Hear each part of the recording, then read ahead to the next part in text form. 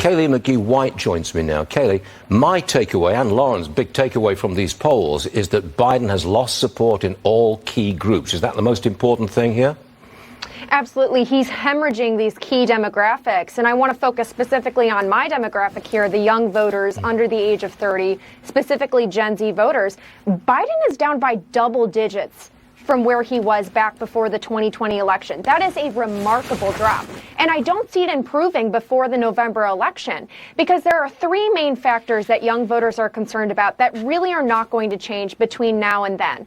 The first is his age. Stuart, he's not getting any younger, and it's really impossible to see how this concern fades among young voters. The second is his handling of the Gaza conflict. Now, I don't think that this is a huge motivating issue for most young voters, but there is certainly a subset of radical young voters for whom this is a very big issue. And I'm telling you right now, the kids on college campuses who are out there calling him Genocide Joe are not going to change their minds about him between now and November.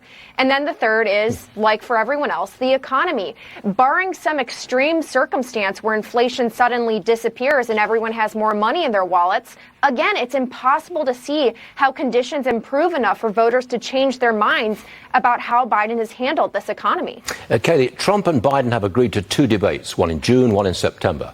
NBC's Chuck Todd says Biden needs these debates more than Trump. Watch this. Look, you don't do this if you're ahead.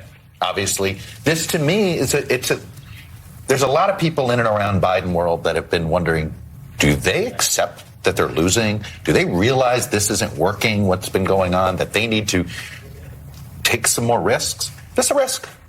This is answering some of the critics. This campaign, as it's going now, is losing. You have to change the trajectory. The eagerness with which Trump accepted, I think the Biden campaign's lucky that he accepted, because I think the Biden campaign really needs this right now. Kaylee, who has more to gain from these debates, in your opinion? Trump. Biden has a lot of lost ground to make up for, but this is a massive political risk that he's taking in agreeing to these debates. And that's sad, Stuart, because this should be the bare minimum for a presidential candidate to agree to a historical norm, which is debating your opponent. And yet for a long time, it really remained to be seen whether Biden would do so.